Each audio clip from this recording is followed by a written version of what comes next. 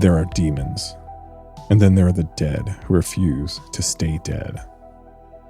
In Jewish mysticism, there's a word for a soul that should have moved on, but didn't. A spirit so twisted by guilt, betrayal, or most of the time, rage, that it claws its way back into the world of the living. They do not possess you, they cling to you. They slip into the cracks of grief, trauma, and loneliness, and whisper until your own thoughts are no longer your own. Let me in. I was here first. It does not want your soul. It wants your life. Tonight, we open the sealed case files of real possessions, forbidden exorcisms, and the spirits that never found peace. I'm your host, Michael, and this is Project Black Garden, a Monsters and Myths podcast. Season 3, The Lotus Files. File number 319. The Dybbuk. Some ghosts don't haunt houses. They haunt people. Shall we begin?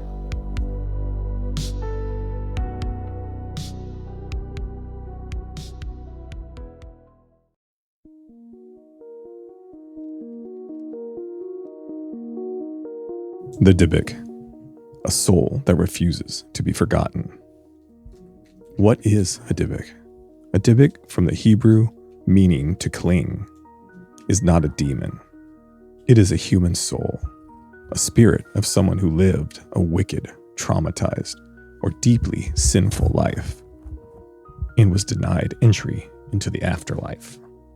Unable to move on, it clings to the living to escape eternal punishment. Where demons invade, Dybbuks attach. They don't just possess, they hide inside someone's soul. Their origins comes from Kabbalistic Jewish folklore, especially in Eastern Europe, dated back to the 1500s.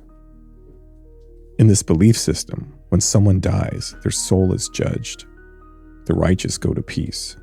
The wicked are purified through suffering. But some souls refuse judgment.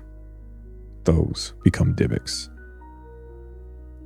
They slip back into the world through cracks in reality. Funerals, graveyards, moments of grief, newborns or emotionally broken people. A Dybbuk always enters through trauma. How a Dybbuk possesses someone. Unlike movie demons, they do not take control instantly. They do not announce themselves, and they do not appear monstrous at first. They slowly blend into the victim's personality. It begins with sudden depression, hearing whispers, memory lapses, speaking in unfamiliar languages, changes in voice, personality fractures. The Dybbuk demon feeds on guilt, grief, loneliness, and religious doubt. Eventually, the soul of the host weakens, and then the Dybbuk pushes forward. At full possession, the victim may speak with two voices, no secrets they shouldn't, reveal the Dybbuk's past crimes, and show knowledge of the dead. Because it is the dead. The Dybbuk doesn't just want a body, it wants to escape divine judgment, to continue living, to feel, to commit sins again. Many Dybbuks were murderers, abusers, betrayers, criminals, and heretics. The body they eventually steal becomes a second life. Exorcising the Dybbuk, this is where the legend becomes terrifyingly specific. A Dybbuk cannot be removed by prayer alone. A proper exorcism requires a rabbi trained in Kabbalah, a minyan, 10 holy men, official candles, a ram's horn, sacred names of God, psalms, threats of divine punishment. The Dybbuk is forced to identify itself, confess its sins, and state its name. Then it is finally driven out, sometimes through the victim's mouth, sometimes through blood, sometimes through screams so violent they echo in multiple voices. If it escapes before being judged, it can attach again. Jewish historical records contain dozens of Dybbuk possessions cases between 1600s and the 1800s. Victims were often young women, grieving widows, survivors of trauma, and religious converts. Some were documented in court transcripts describing levitation, superhuman strength, foreign languages, knowing hidden crimes. These were not folk stories. They were court records. In modern times, the Dybbuk legend returned through the infamous Dybbuk box, a sealed wine cabinet said to contain a trapped Dybbuk spirit. Owners reported nightmares, illness, hallucinations, deaths, fires, shadow figures. Most museums refuse to store one. Why Dybbuks are more terrifying than demons? Well, because demons are outsiders. Dybbuks were once human. They have regrets, rage, memories, desire, shame, love twisted into obsession. They don't want to destroy the world. They want to keep living. And they'll steal a soul to do it. There are a handful of famous Dybbuk attacks, such as Case 1, The Bride of Minsk, 1708. Location, Minsk, Belarus. A young bride collapsed on her wedding night. Witnesses said her voice changed, deep, male, and furious. She began screaming, "This body is mine. I was cheated of it." The court later determined Dybbuk was the soul of a man who had been promised to her in secret, but died before the marriage and believed she had betrayed him. The spirit used her mouth to accuse her of lying, revealing secrets only the dead man knew. During the exorcism, her body arched unnaturally. Blood flowed from her nose. The Dybbuk shouted in 3 voices, and the ram's horn shattered. The spirit was expelled, but the bride never spoke again. In 1892, the widow of Prague. A grieving widow claimed her dead husband was inside her. At first, it was comforting. Then it became violent. The Dybbuk forced her to destroy religious icons, to injure herself over and over again, to curse God, and to finally attempt murder. During the exorcism, the spirit admitted he had beaten her in life and came back to keep controlling her.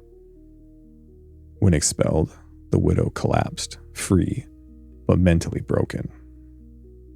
In 1974, the possessed child of Las Vegas, a 10-year-old boy began screaming in ancient Hebrew, a language he had never heard or learned.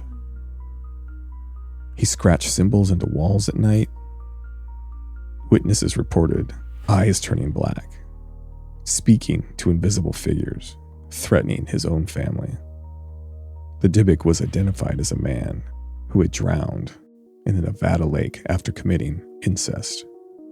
He entered the child to avoid divine judgment. Thankfully, the boy survived the exorcism, but his memories were erased, and he never remembered his own name again. Now, how Dybbuks kill? They don't tear bodies apart. They destroy from the inside, driving hosts to suicide, forcing violent acts, feeding on fear and guilt, burning out the nervous system. Some hosts die not from possession, but from their soul being slowly pushed out. The Dybbuk attacks are unlike demons in that they are there to seek revenge, seek unfinished business, seek the darkest of pleasures. But most of all, they are looking for control. They use bodies the way a fugitive uses a stolen car until it crashes, and they need a new one.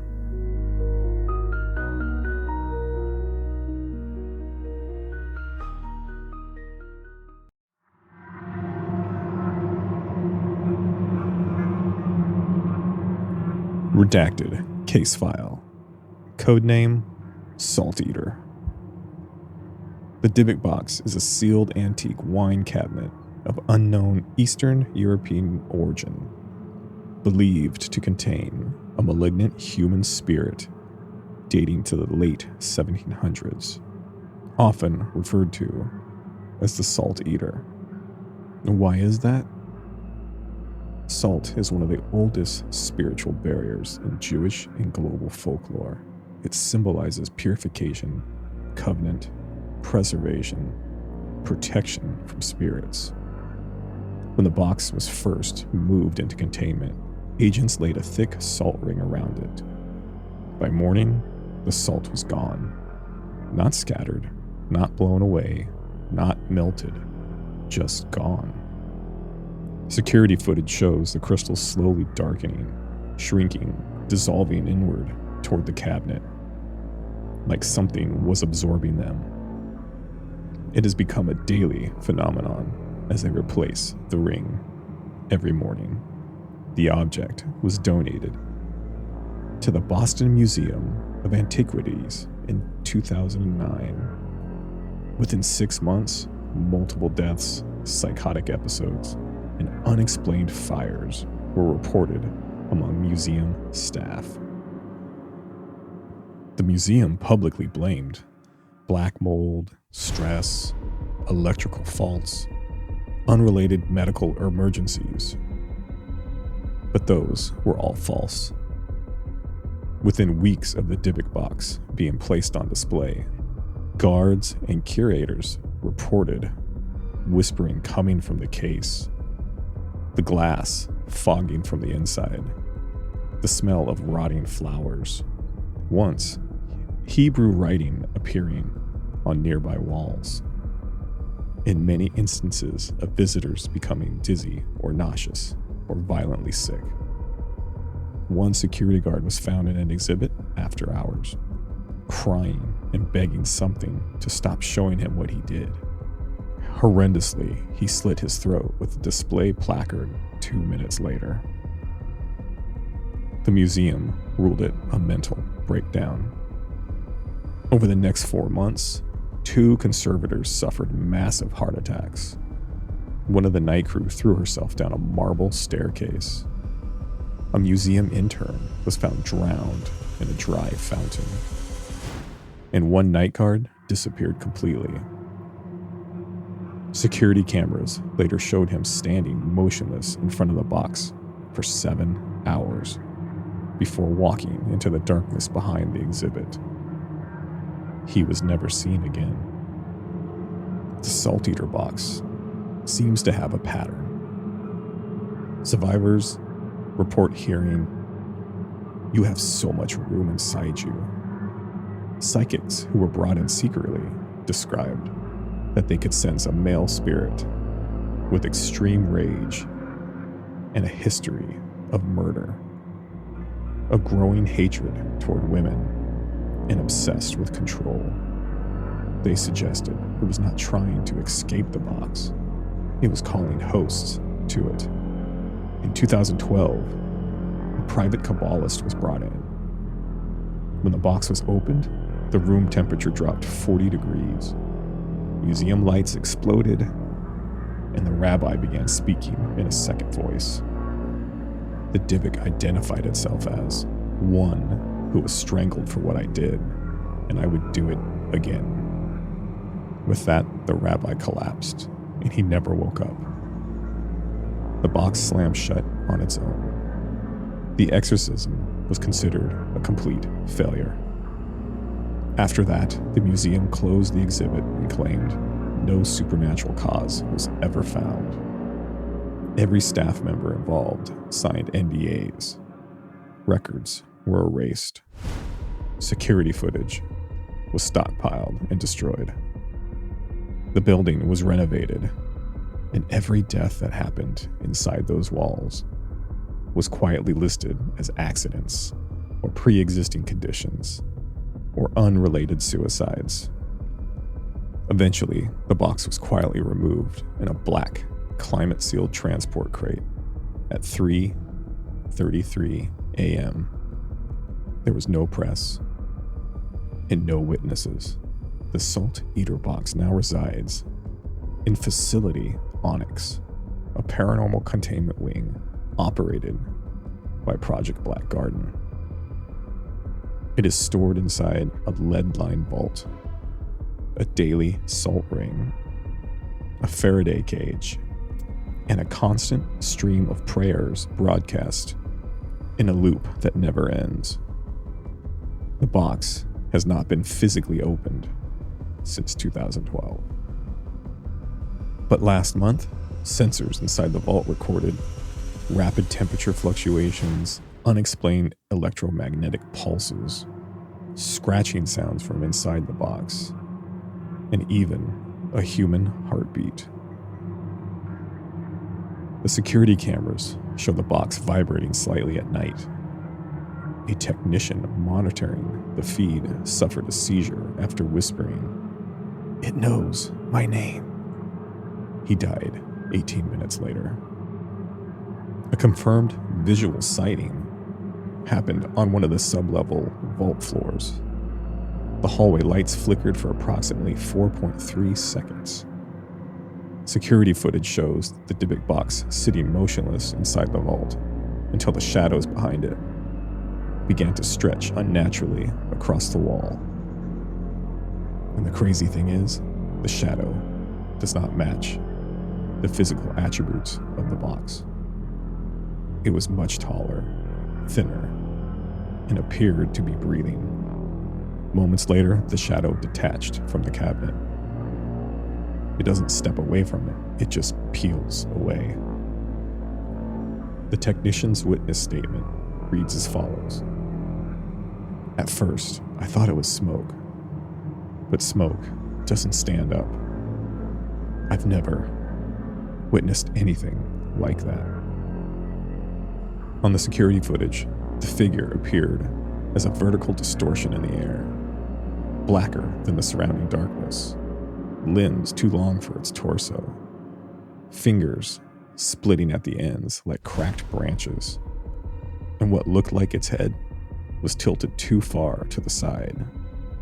There were no facial features, except two dim white shapes where eyes should be, not glowing, but reflecting, like something wet inside a skull. The shadow creature did not move toward the witness, it moved toward the camera. When it reached the lens, the screen filled with static. Audio playback later revealed whispering layered under the distortion. In what was said, "There is so much room in you."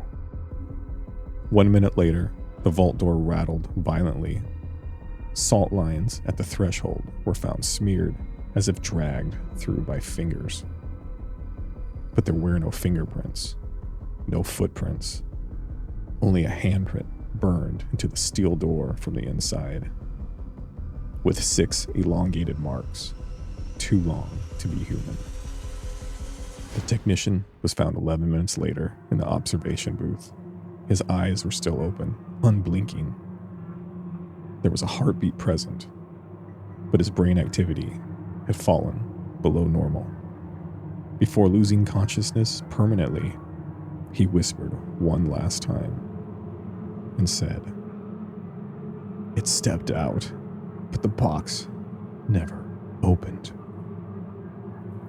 Current vault footage shows the Dybbuk box completely still, with a faint line of salt circling it.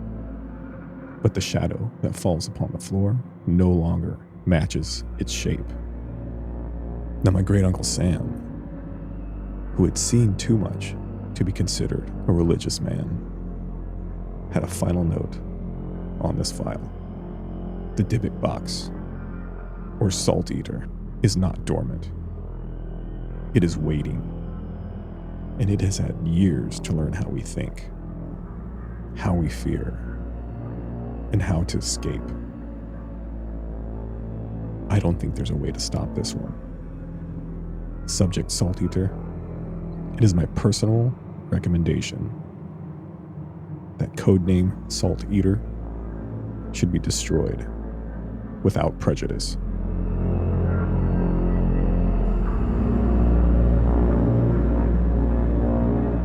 All right, listeners, or my fellow gardeners, thank you for listening to this one. Now, I don't like to go into personal things beyond the files I'm sharing. I learned in the first season of the show, sharing my personal experiences in current situations was not helping anything and made things worse. But I have my own experience with a Dybbuk box. There's one currently located in Las Vegas, Nevada, and I found myself in front of it, daring myself to see what the fuss has been about. And immediately, when walking into the room where it was being housed, things changed. My demeanor changed. My thought process grew cloudy, and fear overtook me. It was irrational, and I know that now, but it literally made my skin crawl. That's never happened to me personally with anything, with the exception of reading a few of my great uncle's files. And the craziest thing is, while I was in that room with this Dybbuk box, all I could taste was salt.